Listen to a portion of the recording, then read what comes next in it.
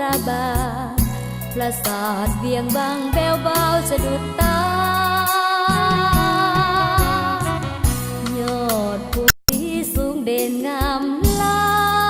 ำวัดว่าอารามเป็นมิ่งขวัญเมืองสง่าฝูงชนทั่วไปใจล้วนเมตตาพุทธศาสนานำพาสุขสันต์ดินแดนแห่งความวิไลเลี้ยวแลแห่งใดส่วนจิตใจเบิกบานเทิ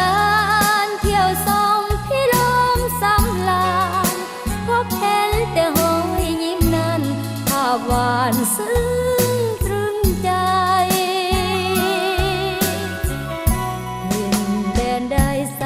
จะเปรียบเหมือนฝังใจติดเดือนบ่อาจหลงเลือนลืมได้ยิ้มนั้นดูดดึงซาบซึ้งหรือไทยมีค่าความหมายไมตรีต่อกัน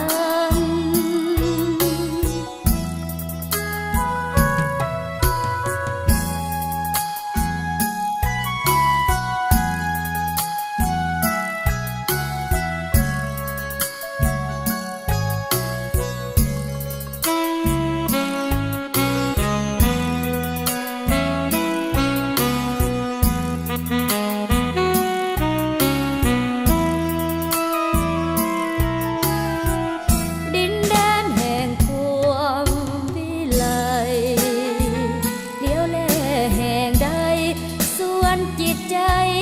เบิกบานเทินเที่ยวส่องพิลมสำลานพบเห็นแต่หอยยิ้มนั้นภาพหวานซึ้งตรึงใจดินแดนใดใสจะเปรียบเหมือนฝังใจติดเดือนบ่อาจหลงเลือนลืมได้ยิ้มนั้นดูดดึงซาบซึ้งหรือไทยมีค่าความหมายไมตรีต่อกัน